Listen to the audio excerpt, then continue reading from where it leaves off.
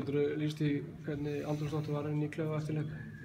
Það var náttúrulega bara mjög þungt í mönnum og er enn og mun líklega að setja eitthvað í okkur fram eftir vikunni en síðan þegar lengra líður þá held ég að við lítum bara tilbaka stoltir á sundakeppni okkar. Við erum í séns alveg fram í síðasta leik og það fram á síðustu mínútu.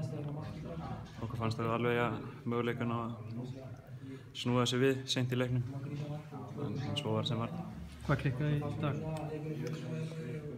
Það er ótal margir hlutir en bara einna helst seinni hálfleikurinn er bara einfaldlega ekki nógu gott. Byrjum aðeins á hælunum, ætlum að sitja á þessu 1-0 forskoti okkar sem náttúrulega gengur erfiðlega á móti jafn sterku liði og Úkraína er og í þessum veðurskjölunum voru, þeir með vindinn í bakið, þannig að svona er fótbolti stundum. Var spennustuð hjá ykkur og fátt stilt? Ég myndi ekki segja það, menn voru vel gíraðir fyrir leikinn eins og alltaf og er ekki spennustig bara jákvætt. Menn náttúrulega vissu hvað var í húfi og við lögðum allt í þetta. Eigum frábæran fyrri hálfleik, ég líklega aldrei sé okkur spila jafn góðan fótbolta í fyrri hálfleik á köflum. Og það er náttúrulega bara synd að klára þetta ekki.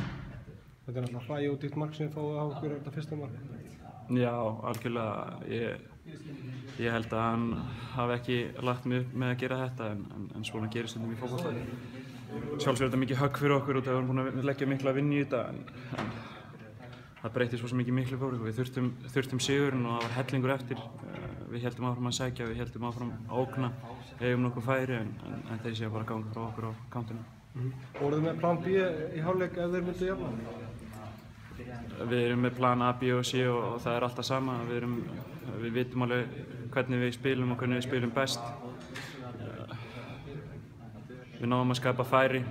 Við þurftum í raun og veru ekkert plan B, svo að segja, út af því að við vitum alveg hvað við erum góðir í og við lögðum upp með að gera það en þeir áttu svör við mörg þeir í dag. Það er náttúrulega í dag nokkru leikmenn. Munaði það miklu fyrir ykkur í dag þegar upp við staðið? Við erum með það gott lið að fjarvera eins eða tveggja leikmanna á ekki að skipta miklu máli en sjálfsög er fyrirliðin okkar ekki með í dag.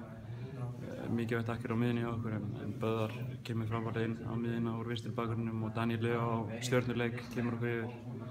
Þannig að við getum ekki skellt skuldina á það, við erum bara að hugsa okkur sjálfa og síðan hugsa bara jákvætt að þetta verður bara jákvætt á endanum og það er hellinga góðum fótboltamönnum á leiðinni.